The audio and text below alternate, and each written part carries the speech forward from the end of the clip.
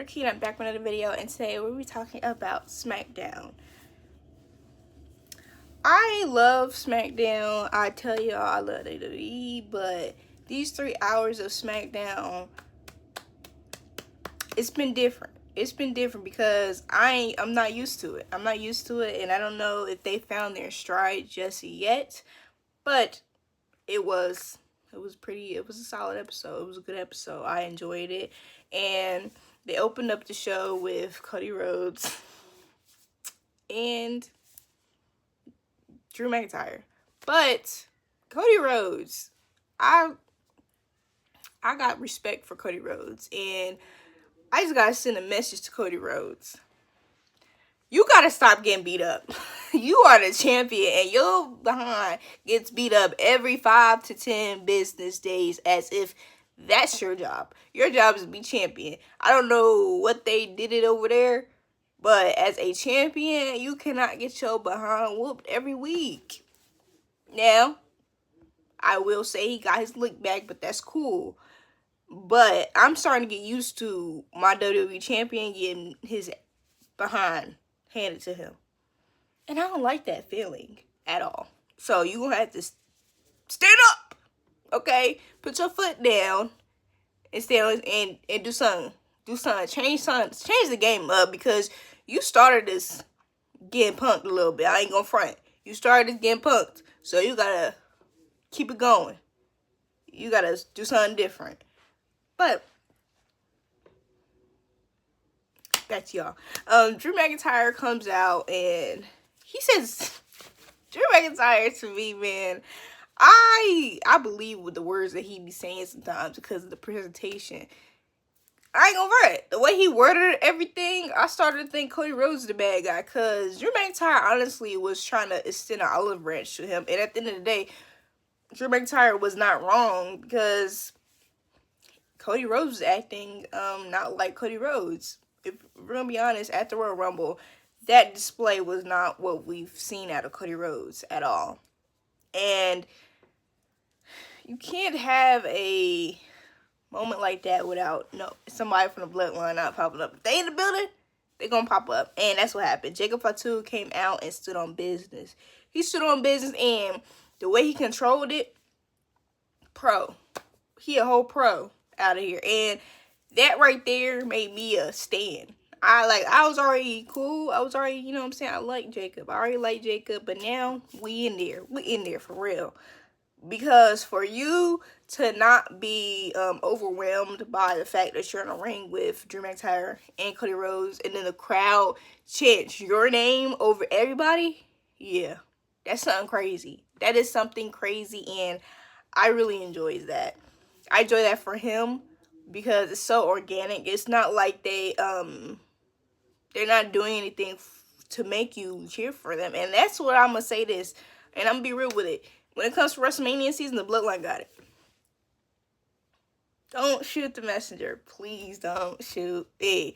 But this is my observation. WrestleMania season is the Bloodline season. It is.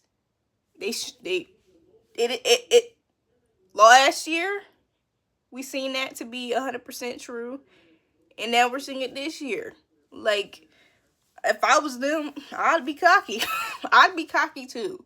But then Solo comes. Now, that causes Jacob to be like, hey, I gotta handle some business. And the energy that Jacob was exuding was something that we haven't seen directed to Solo Sikoa. And Jacob was mad because Solo basically ghosted him. And be real, Solo should not have ghosted them, because you brought them there, number one. Number two, you're trying to be different than Roman. Why would you ghost them? Number three, they're the only ones on your side. Like, literally the only ones on your side. And you say you don't want, you let your family down. You were never bestowed the Ulafala, so you did not let nobody down except the ones in your crew who you ghosted. Like, it just didn't make sense to me. But Solo was like, I needed some time after listening to Roman. And he apologized. He said, I don't know how true that is because he went to the school of Roman Reigns, so I don't know how true that is. But Jacob was not pleased with that. Now, go to one of my favorite matches. Naomi versus Chelsea Green. Naomi had the cutest fit with Bianca. It was matching and everything. And I got scared because y'all know how sometimes the hometown people gotta have match in their country. But Naomi is victorious. She is going to Elimination Chamber. And I really like the fact that Bianca and Naomi are like, I love it. It's like so organic and the chemistry is there. I don't want this to ever separate at all. I don't want it to go. I don't want it to leave me.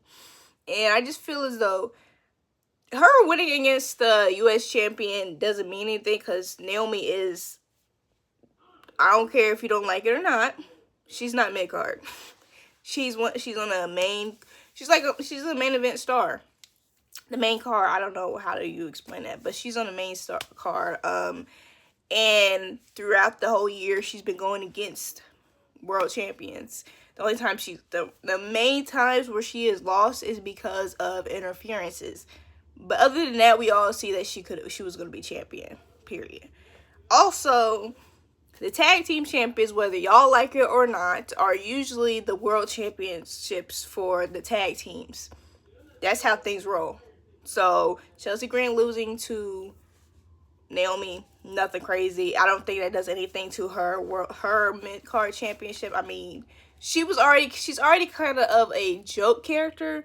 So, to put that much value into, to overplace value and make it seem as if, oh my gosh, it's bad for the championship. No, it's not.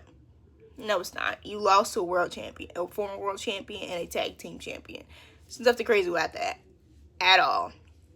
So I was here for it. We also got the info on who attacked Jade, possible info, and we saw Liv and Raquel on the outskirts. And my girl is freed from accusation. It was not her. It was not her at all. And I would like to say this. I think that it wasn't her in general because if we're going to be honest, if we're going to be real and honest, Naomi can't even be too rough with the people that hate her in that ring. How's she going to be rough with Jade? Goodness. How's she going to be rough with Jade? Why would she disrespect Jade like that? But that means when Jade come back, I expect Triple H to make them a full-blown faction. Because if he don't, he's missing something. Like 100% he's missing something. And that's a money opportunity to have Bianca, Jade, and Naomi in a group. What? Are you crazy? Like, that'd be insane. That'd be insane. And Legado del Fantasma, they look lost. They look broken. They look unwhole with Electragon. Like, it made me sad seeing them. I ain't even gonna front. I'm not the biggest fan, but I told y'all that I see something in them, and they working crazy as they working crazy tags. But I seen something in them, like in Electra. I seen something in her too. The fact she was gone is crazy, but I think I'm gonna attribute that to their loss because they lost to Motor City Machine Guns. Not for trying, not for a lack of trying, because they did great in that ring. I enjoy that Motor City Machine Guns are able to just run through people. But when it's time for the Street Profits to come back, they've already called their shot. So Street Profits are gonna wreck shop when Dawkins is cleared, and I cannot wait for that. But I don't need them to forget about the fact that I expect Montez Ford to be a world champion in the future. I don't need them to forget that I expect Montez Ford to have a heck of a singles run. Dawkins too. But Montez, I need to see him go crazy. Like, they need to get these tag titles so later down the line, Montez can go ahead and be singles champion. I'm just saying that right now because they need that. Miz, I like seeing Miz cut a promo. I like it. I don't know if y'all gonna agree with me or rock with this. I think he did better than LA Knight on that mic, and that's what the Miz does. To discredit The Miz is insane because he's not John Cena, but I'd say he's a level under that. Because it's The Miz. He's been consistent in this business and has always been entertaining in whatever slot he's been given. So I always give him the prop. So LA Knight, y'all be mad if y'all want to, but LA Knight's not on The Miz's level. I'm gonna say it right here and right now because I mean that. But it was good. It was good enough. I think it drew it on a little too long, but that's just me. But we see that now LA Knight has an opportunity to go against Shinsuke Nakamura. That right there, it's interesting. I just want Carmelo Hayes or Jimmy Uso to be the one to get that title. Like, we've seen what LA Knight could do, okay? And I'm not knocking it. I enjoyed that run. But we've seen what he could do. He lost cleanly against Shinsuke.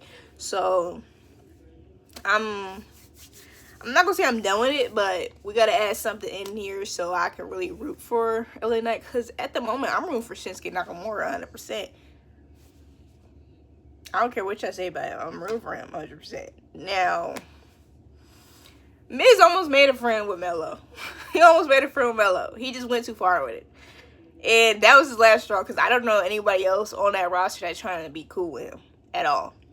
But Carmelo had a match with Truth, and this solidifies him as a heel, I guess, but why in the world? You know what? I'm fine. It's fine. It's fine. It was a short match. Could have seen a little longer, but that's fine. I understand. It doesn't need to go on too long, but at least Carmelo Hayes got a dub. And I think maybe they're going to this thing where he builds himself up by not missing. So when he goes against, other competitors, the solidified competitors that he's won against before, he actually wins. And he actually doesn't miss. So if that's the story that we're going and he has to move up to dubs, I'm here for it. Alexa Bliss and Nia had a moment. Maybe them showing that something's going to happen. And also the white sticks kind of, popping up in the... Y'all know what I'm talking about. With the freezing on the screen. I'm interested in what they're doing there. Because I don't really see any openings for them. Because I don't need it to be the bloodline. I'm going to say this right now. I understand that makes sense. I understand that. But for it to be the bloodline, they're trying to do something here with the Wyatt Six. And for them to do it, they can't get near the bloodline. Because they're getting packed up. They're getting packed up. They're gonna get packed up. I say that out of respect because Jacob Fatu is something different. And Tama Tonga and Jacob Fatu together and solo. Okay. They don't want none of that. They really do not. I like the numbers game. I don't care nothing about that. We already seen what happens. So I don't need the Y6 to be anywhere. They don't need those problems, okay? Plus the bloodline don't need those problems. They got their own stuff going on right now. Tiffany Stratton versus Nia Jax. It was a solid match. I will say that I'm glad they ended it the way they did because there's no way none of y'all could tell me that Tiffany Stratton should have pinned Nia Jax in that moment. There's no way she should pin Nia Jax with the way Nia was kind of handling her. Ain't no way. So I'm glad to went up through there. So we was done with that because next time Tiffany and Nia goes against each other, I need Nia to win. I just do. It makes sense. It really makes sense to me. But what I've seen in that match is Tiffany Stratton, she's gonna put on a great match with Charlotte. Will she win? I don't know. I don't think she will because I don't understand why Charlotte chose Tiffany after Tiffany Stratton got beat up by Nia Jax, because Nia Jax, in that moment, she took advantage to Candice going in there. She got annihilated like 2 times. And Trish Stratus came out, and Trish, respect you, but Nia Jax. So Charlotte she kind of messy for that. I respect it. I'm interested. I'm intrigued. I'm like intrigued now. But in Canada, we're gonna see Elimination Chamber. We're gonna see Tiffany Stratton and Trish Stratus team up versus Nia Jax and Candice LeRae. I enjoy seeing the women's matches. I enjoy it, but I mean, I guess fine. It's fine. The main event match, we had Jacob Fatu, Damian Priest, and Braun Strowman. This match I was rooting for Jacob Fatu, 100%. But I saw, like, I know kind of how this wrestling thing goes. And I was thinking to myself, you really can't have this world champion lose. Former world champion lose. Like, we gotta heat up Elimination Chamber. But the way they did it, was very interesting. Jacob Fatu kind of was holding the whole match. Like, not holding the whole match. He was kind of dominating everybody else in that match. And